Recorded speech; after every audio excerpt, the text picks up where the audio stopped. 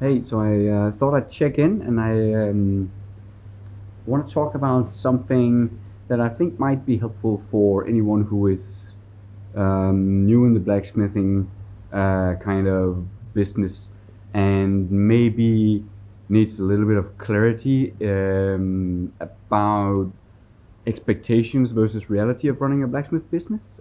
Specifically, the idea that we should always perform at our utmost kind of highest level of competency or quality.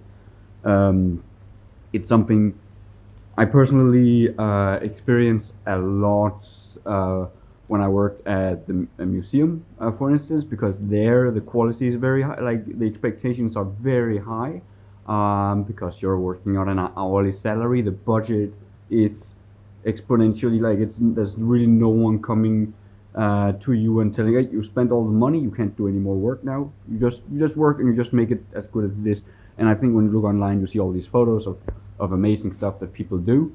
You get the impression that if you are going to be a blacksmith, you have to work in a manner where you always perform at your utmost top quality level of work, and that's I'm gonna break that down essentially. And I have an example on my hands right now that I wanna kind of use as an example of how it works in reality when you run a blacksmith business and why you shouldn't be discouraged when you have to dial back or make something that's very simple, maybe even ugly. If it's what the customer needs or wants or has a budget for, it's completely fine to take on that job and perform that work. Um, so I have a customer who has ordered 25 log dogs, right? So this is called a log dog. It's a tool meant to hold on a log as you hew it and work on it and make it good for building with, right? So it's essentially just a piece of steel with a spike here and a spike here. They are turned two different ways, and then there's this is an old one, but then there's a piece of steel sticking up here and a piece of steel sticking up there, so we have something to hammer on, right? Nice square corners.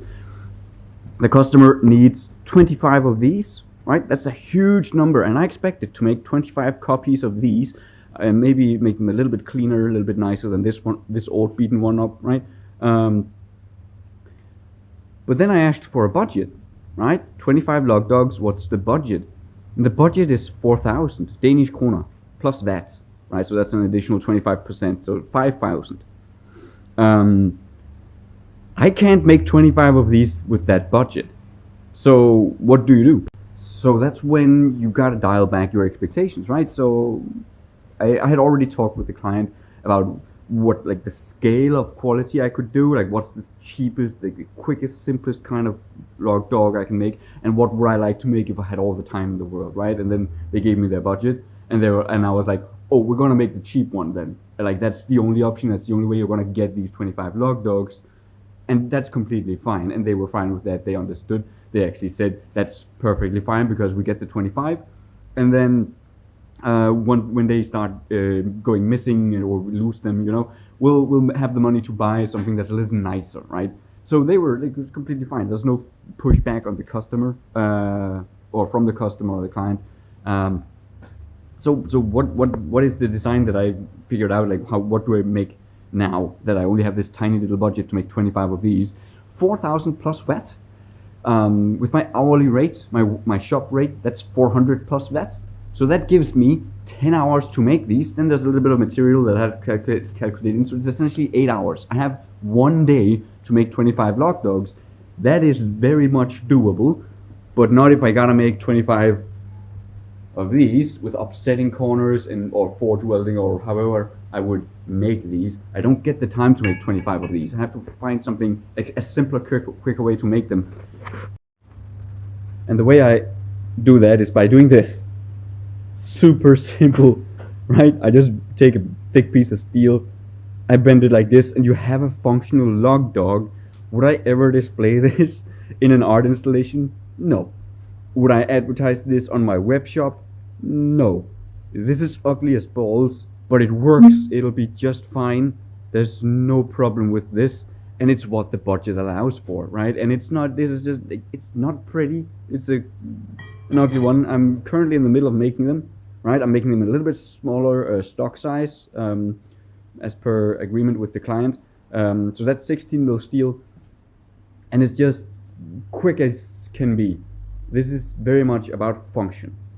But I know blacksmiths who, with a budget of 4,000, they would do one or two things. They would still make the very, very expensive lock dog and make 25 of them, and then lose money or half their hourly rate. Like, that doesn't work, right, when you run a business. And the other half would just say, I'm not going to do it then. I'm too good for that, right? And what that means is that just so you don't adopt that same mentality, it's completely fine to have a mentality where you want to do the utmost you can ever do all the time. But when you do that and say, oh, I don't want to make subpar work, all you're doing is just giving me the money instead. You're just sending it to someone who has the skills to do high level work, but is willing to work with the client. And I now get a customer that'll return to me because they know I will do what they ask, regardless of whether or not I think it's the best way to do it. I would have loved to have a budget of 10,000 instead of 4,000, and then make these amazing, like, very nice log dogs. But I'm not going to do that. I'm not going to end up there. That's really all there is. Let's get out in the nice weather. So when you look at the blacksmithing communities online, you look at YouTube, you look at you talk with professional blacksmiths, they will all pretty much, or most, I'm generalizing a lot here, bear with me, they will promote the idea that you should always do the best that you can and do high quality work, and that's true when the budget allows for it. When the reality hits, you are going to compromise and you are going to make stuff that you preferably wouldn't like to make, but you're going to do it because it's your job. It's no different than you working for someone and your boss comes up to you and says, hey, we gotta get this done, it gotta go quick, you got a day to do it, just get it done. It doesn't matter how it looks and how you feel about it, just get it done. It's the same thing, it's just you are the one who has to say that to yourself, and that doesn't make you a bad blacksmith. It doesn't mean that you are not capable of doing good stuff. It just means that you run a business and you have bills to pay, and you also want the client to be satisfied, because if you say no to that job, as I mentioned, all you're doing is sending that client to someone else, and then in 2 years, 5 years, 10 years, that client isn't coming back to you. They're sticking with whoever they found who will take on that job.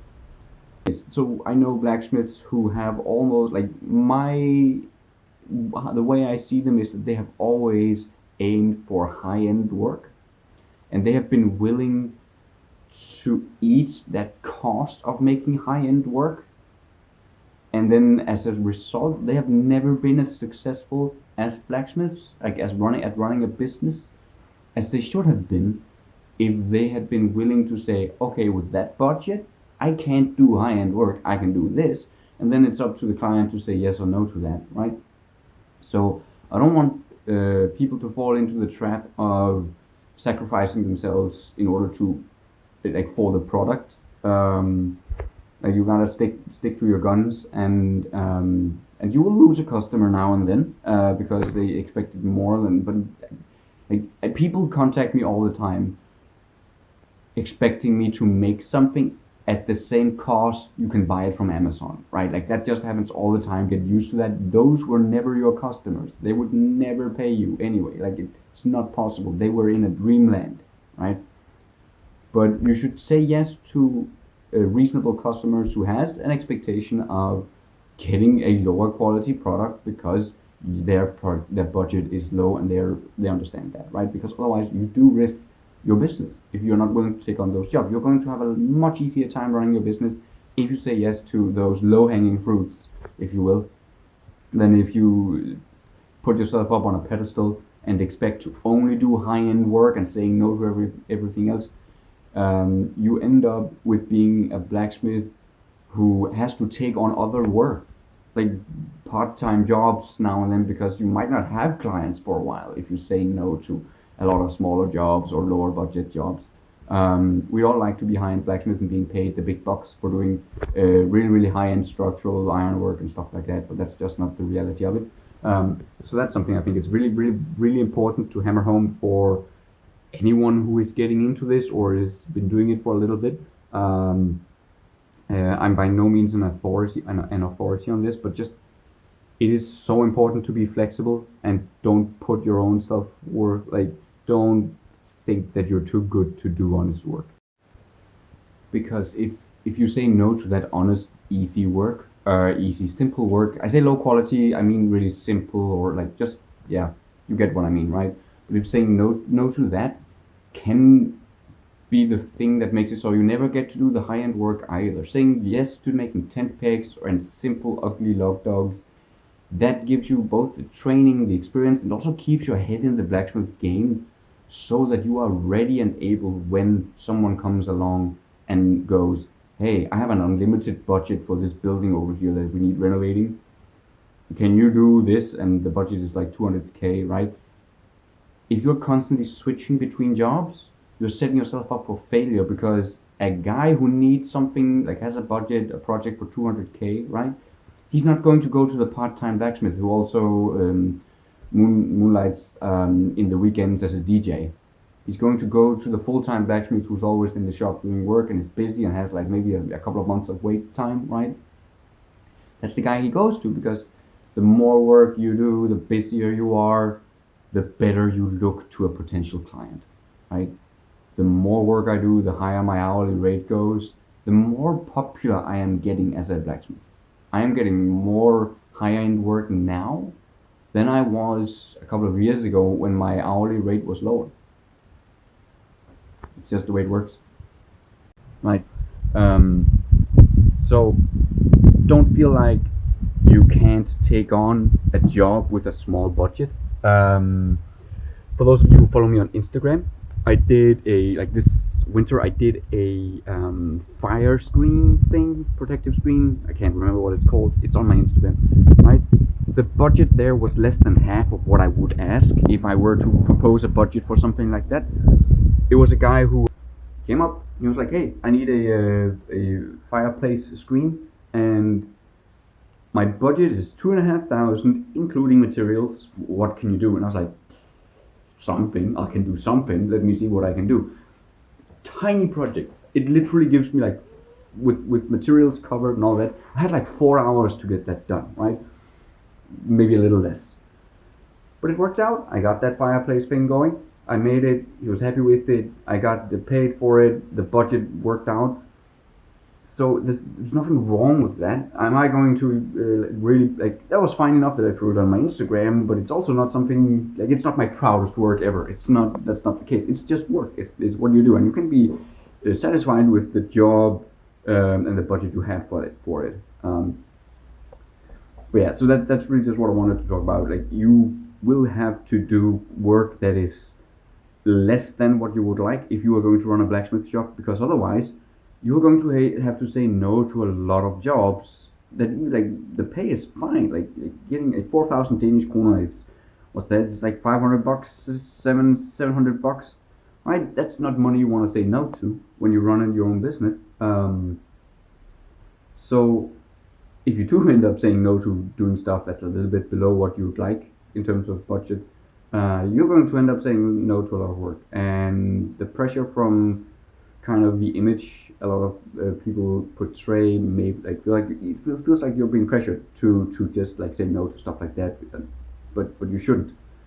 Almost every blacksmith I know do work that is, in Danish we call it rugbrødsmedning, which means rye bread blacksmithing. So for those who know Denmark, we live off of rye bread. It's like the Irish and the potatoes, right? It's our staple food. And so rye bread blacksmithing is blacksmithing that puts food on the table. It's not interesting, it's not glamorous, it is not high end, it is not necessarily even high quality, but someone needs it done and they're willing to pay you to do it, so you do it because it pays the bills. And my biggest example of rye bread blacksmithing is tent pegs. I make hundreds of tent pegs every year for reenactors and people who go camping with large tents. And it's not glamorous, it is literally the simplest blacksmithing project you can do. And for someone who would like to be a really nice blacksmith, you would have no interest in making tent pegs because there's no challenge in it. But it pays the bills. And I enjoy making blacksmiths. It gives me days. That's also not something you shouldn't ignore. It gives you days where you don't have to think a lot. You can just go out and you can produce. and you can relax afterwards knowing that you've done a good day's work and you've paid the bills. And then the next day you can come out and you can work on that big ass sculpture that someone is paying a ton of money for you to help with.